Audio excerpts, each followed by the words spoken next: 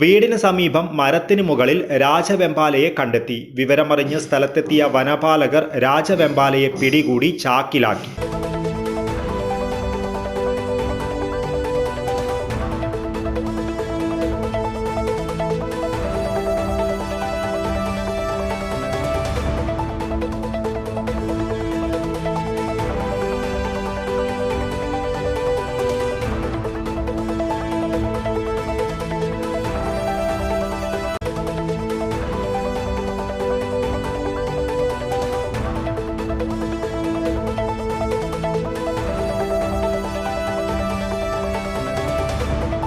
ബളാൽ മരുതംതുളത്തെ കോരന്റെ വീടിന് സമീപം മരത്തിനു മുകളിൽ കയറിയ രാജവെമ്പാലയെയാണ് പിടികൂടിയത്. മരത്തിൽ നിന്നും താഴെയിറക്കിയ ശേഷം പിടികൂടുകയായിരുന്നു.